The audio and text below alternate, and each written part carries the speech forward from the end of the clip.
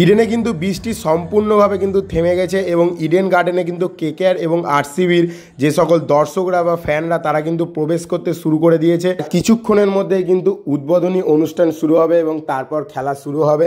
তো KKR versus RCB সব থেকে দুশ্চিন্তা ছিল যে বৃষ্টি হতে পারে, সেই ক্লিয়ার আকাশ কিন্তু বর্তমানে কিন্তু দেখা যাচ্ছে এবং ফ্যানরা কিন্তু প্রবেশ করতে শুরু করে দিয়েছে।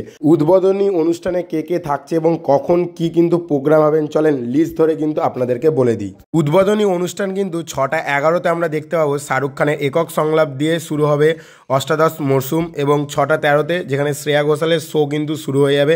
তারপর এখানে কিন্তু টাইম বাই টাইম, কারণ আমরা জানি একদম পারফেক্ট টাইমে কিন্তু সব কিছু হয়ে থাকবে। 6:30 নাগাদ আমরা দেখতে পাবো দিশা পাটানির ড্যান্স পারফরমেন্স, 6:34 নাগাদ করণ অজলার শো এবং শেষ গানে কিন্তু ফিরবেন আবারও দিশা। টাইম অনুযায়ী 6:44 কিন্তু আমরা শাহরুখ খান এবং ক্রিকেটারদের সঙ্গে চ্যাট, এবং 6:52 বিসিসিআই অধিকারকদের সঙ্গে মঞ্চে ডেকে নেবেন শাহরুখ খান।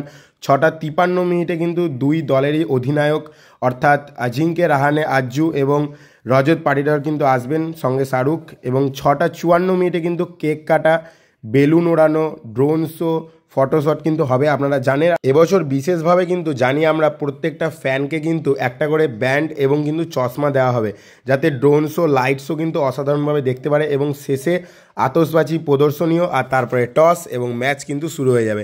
এবং আমরা দেখতে পাচ্ছি ইডেন থেকে কিন্তু যে খবর এসেছে যে বৃষ্টি কিন্তু অতপর কিন্তু হচ্ছে না, তাই আজকের ম্যাচ এবং ওপেনিং ম্যাচ অসাধারণ কিন্তু হাড্ডাহাড্ডি হেড টু হেড কিন্তু হতে চলেছে।